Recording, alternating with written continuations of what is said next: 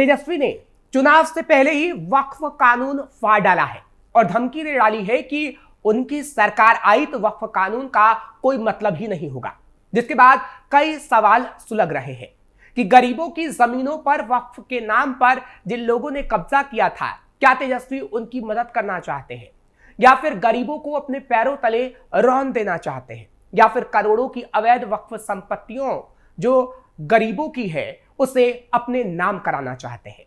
नमस्कार, capital TV का खास शो सुलगता सवाल देख रहे हैं आप। मैं हूं आपके साथ हर्ष भारद्वाज। आरजेडी के नेता और महागठबंधन के मुख्यमंत्री पद के उम्मीदवार तेजस्वी यादव ने वादा किया कि अगर महागठबंधन सत्ता में आता है तो बिहार में वक्फ एक्ट को रद्द कर दिया जाएगा। पर क्या वाकई ऐसा होगा? क्योंकि कानून आने के बाद कहा जा रहा है कि जो 10,000 करोड़ की अवैध संपत्ति वक्फ के पास बिहार में है वो जब्त होगी और गरीबों को मिलेगी, क्योंकि सूत्रों के हवाले से जानकारी मिली है। और इसलिए यह सवाल है कि बिहार में तेजस्वी के आने के बाद फिर गरीबों की जमीन हड़पी जाएगी और ये गरीबों की जमीन क्या तेजस्वी ही हड़पने वाले हैं? सवाल तो कई और भी हैं। वैसे क्या तेजस्वी के बिहार में आने के बाद वक्फ कानून रद्द होगा? क्या चुनावों में तेजस्वी लोगों से झूठा वादा कर रहे हैं? क्या वक्फ की जमीन हड़पने वालों के साथ तेजस्वी खड़े हैं? क्या मुसलमानों के साथ फिर धोखा करेगी आरजेडी? क्या मुसलमान वोट बैंक खोने का सता रहा तेजस्वी को डर? जैसा कि हमने आपको बताया कि राष्ट्रीय जनता दल के नेता और महागठबंधन के मुख्यमंत्री पद के उम्मीदवार तेजस्वी यादव ने वादा किया कि अगर महागठबंधन सत्ता में आता है तो बिहार में वक्फ एक्ट को रद्द कर दिया जाएगा। पर क्या वाकई होगा? यह सवाल बड़ा है। दरअसल सीमांचल की 4 विधानसभा सीटों में प्रचार करते हुए तेजस्वी ने कहा है कि यह चुनाव संविधान और बहुलवाद को बचाने की लड़ाई है। उन्होंने कई रैलियों में कहा, अगर हमारी सरकार बनी तो हम वक्फ को कूड़ेदान में फेंक देंगे। किशनगंज में उन्होंने कहा कि यह देश सबका है, हिंदू मुस्लिम सिख ईसाई सभी ने बलिदान दिया है, संविधान सभी को समान अधिकार देता है। दरअसल कभी लालू की तरफ से वक्फ पर कानून लाने की बात कही गई थी, लेकिन अब उनका बेटा उस कानून को फाड़ने की बात कर रहा है, जिससे साफ है कि ये बाप बेटे राजनीति के लिए कुछ भी कर सकते हैं। पहले कानून बनाने को कहते हैं और जब कानून बन जाता है तो उसे फाड़ने और रद्द करने की बात तक कहते हैं। ये जो आप तस्वीर लालू की संसद के अंदर देख रहे हैं, इसमें लालू प्रसाद यादव संसद में कहते हुए दिख रहे हैं, कड़ा कानून बनना चाहिए। सारी जमीनें हड़प ली गई है, चाहे सरकारी हो या कोई और। पटना के डाक बंगला पर जितनी प्रॉपर्टी थी, इन सब पर अपार्टमेंट बना लिया गया, लूट हुई है। बिल लेकर आइए, इसे हम लोग पास कर देंगे। आगे से कड़ाई से प्रक्रिया बनानी चाहिए।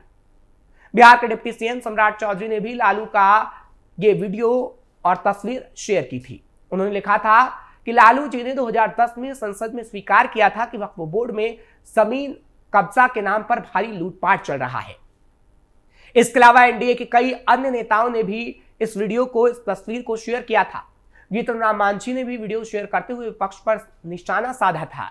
उन्होंने लिखा, वक्फ संशोधन विधेयक का विरोध कुछ लोग सिर्फ इसलिए कर रहे हैं क्योंकि ये कानून नरेंद्र मोदी जी लेकर आए हैं, उनकी सरकार लेकर आई है। वैसे 2010 में लालू प्रसाद यादव जी ने वक्फ के कड़े कानून बनाए जाने की बात कही थी, फिर क्यों तेजस्वी अब उसी कानून को फाड़ने की बात कर रहे हैं जब वो मोदी सरकार लेकर आई है? चलिए अब हम आपको बताते हैं कि तेजस्वी यादव ऐसा कह क्यों रहे हैं। दरअसल तेजस्वी उन लोगों का साथ देना चाहते हैं जो वक्फ के नाम पर गरीब लोगों की जमीन हड़पते हैं, और सत्ता पक्ष के लोग भी कह रहे हैं कि तेजस्वी उसी फिराक में है। फिलहाल पटना की आपको खबर बताते हैं जो पिछले दिनों काफी सुर्खियों में रही थी, और आखिर हम ऐसा क्यों कह रहे हैं वो भी आपको बताते हैं, जिससे तेजस्वी की याददाश्त थोड़ी वापस आ जाए। दरअसल पूरे देश में वक्फ बोर्ड के पास लगभग 9 लाख एकड़ जमीन है। अगर बिहार की बात करें तो शिया और सुन्नी वक्फ बोर्ड दोनों को मिलाकर बोर्ड के लगभग 9,000 एकड़ जमीन है, यानी बोर्ड के पास। सवाल है, क्या लालू तेजस्वी इसे ही हड़पना चाहते हैं? बिहार में वक्फ बोर्ड के पास अरबों रुपए की जमीन है, 25% भूखंड पर अवैध कब्जा है। अवैध कब्जा सरकारी और गैर सरकारी दोनों स्तर पर ही है। वक्फ बोर्ड ने किया गरीब मुसलमानों की जमीनों पर कब्जा। जो खबर हमने आपको बताने को कही थी, अब उसकी भी आपको तस्वीर दिखाते हैं कि बिहार की राजधानी पटना से सटे फतुहा के गोविंदपुर गांव से कुछ ऐसी तस्वीर पिछले दिनों सामने आई, जब बाप दादा की जमीन पर अचानक सुन्नी वक्फ बोर्ड द्वारा नोटिस जारी कर दिया जाता है कि गांव की जमीन वक्फ बोर्ड की है और इस पर अवैध कब्जा किया गया है, इसे खाली कर दो। लोग अभी समझ पाते, उससे पहले पटना डीएम का भी आदेश जारी होता है कि यह जमीन वक्फ बोर्ड की है और इसे जबरन कब्जा किया गया, उसे खाली कर दो। पटना जिलाधिकारी के आदेश के बाद तो लोगों के होश तक उड़ गए। लोग अपनी जमीन के कागजात लेकर डीएम कार्यालय से लेकर वक्फ तक दौड़ते रहे, कोई सुनने वाला नहीं था। जब डीएम कार्यालय में लोगों ने आवेदन दिया तो डीएम कार्यालय से मामले को वक्फ के ट्रिब्यूनल में जाकर सुलझाने की बात कही गई। बताया गया कि वक्फ की जमीन मामले में क्योंकि कोई सुनवाई नहीं कर सकता, इसलिए मामले को वक्फ में ही जाकर सुलझाई। वक्फ के पास जमीन के कोई सबूत नहीं थे। वक्फ बोर्ड ने गांव वालों की जमीन पर दावा किया था कि खाता संख्या 217 जिस पर कई लोगों के पुश्तैनी घर बने हुए हैं, वो 1959 में वक्फ के द्वारा रजिस्ट्री की गई थी। गांव वालों की जमीन वक्फ बोर्ड को कौन दान दिया, किसने अपनी जमीन को वक्फ के नाम रजिस्ट्री की, इस बात की जानकारी के लिए वक्फ से पूछा गया तो वक्फ ने कोई जवाब ही नहीं दिया था। वक्फ की जमीन के सबूत के लिए जब गांव वालों ने कागजात जानने के लिए सूचना के अधिकारी यानी आरटीआई के तहत पूछताछ की तो आरटीआई का जवाब भी नहीं आया। कई बार कोशिश के बाद जब आरटीआई ने जवाब दिया तो लोगों के होश उड़ गए। दरअसल जमीन के कागजात के नाम पर सुन्नी वक्फ बोर्ड ने एक फॉर्मेट दिया जिसमें सभी जानकारियों के शामिल होने की बात कही गई। चौंकाने वाला तथ्य यह था कि उस फॉर्मेट में वो कॉलम खाली छोड़ा गया था जिसमें जमीन दान करने वालों का नाम दिया जाना था। जमीन को किसने दान दिया, ये जानकारी सुन्नी वक्फ बोर्ड ने नहीं दी थी। यानी देखा आपने किस तरीके से जमीनों पर अवैध कब्जा वक्फ बोर्ड कर रहा है बिहार के अंदर ही, और उसी वक्फ बोर्ड का साथ तेजस्वी देते नजर आते हैं जो गरीबों की जमीन हड़पता है। जेपीसी ने लिया संज्ञान, टीम पहुंची थी फतुहा। हालांकि इसके बाद हिंदुओं की जमीन वक्फ द्वारा हड़पने की खबर वायरल होने के बाद नए वक्फ बोर्ड संशोधन विधेयक को लेकर बनाए जाने वाले कानून के लिए बनी जेपीसी की टीम ने फतुहा पहुंचकर मामले का जायजा लिया था जब यह कानून नहीं बना था। बिहार के सांसद और जीपीसी के सदस्य संजय जायसवाल की गवाही में टीम फतुहा उस वक्त पहुंची थी और गांव वालों से मिलकर तमाम कागजात को देखते हुए पड़ताल की थी और पता लगा था कि वक्फ झूठ बोल रहा है। साजिश के तहत वक्फ के नाम पर की गई थी जमीन। उस समय पत्रकारों ने जब संजय जायसवाल से पूछा था कि क्या ये कोई साजिश के तहत किया गया तो उन्होंने कहा था कि बिल्कुल साफ लग रहा है कि यह साजिश ही है। अभी तक तो मैं जानता था कि रंगदार माफिया लोग जमीन हड़पते हैं। ये पहला मामला देखने को मिला जब वक्फ के नाम पर आम लोगों की जमीन हड़पी गई। पीड़ितों में हिंदू मुसलमान भी शामिल है। क्षेत्र के लोगों को यह पता भी नहीं था। अचानक एक दिन बोर्ड लगा दिया जाता है कि तुम सब यहां से जमीन खाली कर दो, यहां सड़क बनने नहीं दी जाती है क्योंकि ये वक्फ बोर्ड की जमीन है। ये बेचारे नारकीय जीवन जी रहे हैं।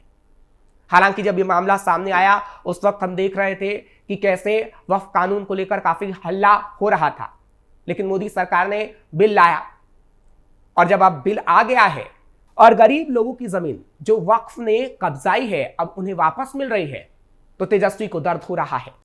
वोट बैंक के लिए सिर्फ राजनीति करता है विपक्ष। दरअसल आजादी के बाद से कांग्रेस मुसलमानों को डराकर उनका वोट लेती रही। अगर कांग्रेस आरजेडी को मुसलमानों की इतनी ही चिंता होती तो देश में सबसे ज्यादा गरीबी मुस्लिम समुदाय में नहीं होती। देश के अधिकतर मुसलमान आज नारकीय जीवन जीने को मजबूर है। शिक्षा से लेकर नौकरियों और बिजनेस सभी क्षेत्रों में उनकी स्थिति बेहतर नहीं है, काफी दयनीय स्थिति है उनकी। यही कारण है कि सच्चर समिति की रिपोर्ट में मुसलमानों की स्थिति देश के दलितों से भी अधिक दयनीय बताई गई थी। वक्फ संपत्तियों से मुसलमानों का बहुत भला हो सकता था पर ऐसा नहीं होने दिया गया। अब जब वक्फ संपत्तियों को भ्रष्टाचार खत्म करने के लिए लाया गया तो तेजस्वी बखूबी लोगों को भड़काने का काम कर रहे हैं। राहुल बखूबी लोगों को भड़काने का काम कर रहे हैं। 2006 में तत्कालीन प्रधानमंत्री मनमोहन सिंह के नेतृत्व में गठित सच्चर समिति ने भारतीय मुसलमानों की सामाजिक, आर्थिक और शैक्षणिक स्थिति का विस्तृत अध्ययन किया था। रिपोर्ट में यह बात सामने आई थी कि मुसलमानों की स्थिति दलितों से भी बदतर है। उदाहरण के लिए केवल 4% मुस्लिम युवा ग्रेजुएट स्तर की पढ़ाई तक पहुंचते थे और साक्षरता दर भी राष्ट्रीय औसत से नीचे थी। शहरी क्षेत्रों में मुस्लिम बहुल इलाकों में बुनियादी सुविधाओं की कमी थी जिससे उनकी सामाजिक स्थिति पर नकारात्मक प्रभाव पड़ा। 2014 के बाद मुसलमानों की स्थिति में सुधार। हालांकि मोदी सरकार आने के बाद पिछले एक दशक में विभिन्न सरकारी योजनाओं, नीतियों और समुदाय की आत्म प्रेरणा के चलते मुसलमानों की स्थिति में कुछ सकारात्मक बदलाव देखने को मिले हैं। पिछले सालों में मुसलमानों की आर्थिक स्थिति में सुधार देखा गया है। People's research on India's consumer economy की रिपोर्ट भी यही कहती है। तो 2016 से 2024 के बीच मुसलमानों की औसत वार्षिक आय को बताती है। मुस्लिम परिवारों की औसत वार्षिक आय 2.73 लाख रुपए से बढ़कर 3.49 लाख रुपए हो गई, जो कि 27.7% की वृद्धि को दर्शाता है, जो इस बात को साबित करता है कि मुसलमानों की बात करने वाली कांग्रेस और आरजेडी कुछ नहीं कर पाई जो मोदी सरकार ने किया। कहा जाता है वक्फ संपत्ति का उपयोग विधवा और परित्यक्ता मुस्लिम महिलाएं और गरीब मुसलमानों के लिए खर्च करना होता है। जाहिर है कि अगर वक्फ बोर्ड की संपत्तियों का सही उपयोग होता तो हजारों करोड़ के फायदे की उम्मीद होती। इतनी बड़ी रकम से लाखों गरीब मुसलमानों की जिंदगी में बहार लाई जा सकती थी, लेकिन तेजस्वी जैसे लोग ऐसा नहीं होने देना चाहते और इसलिए ही वो वक्फ कानून को रद्द और फाड़ने की बात करते हैं। फिलहाल आपको ये खबर कैसी लगी कमेंट सेक्शन में जरूर बताएं। खबर को लाइक शेयर करें, कैपिटल टीवी को सब्सक्राइब करना मत भूलिएगा।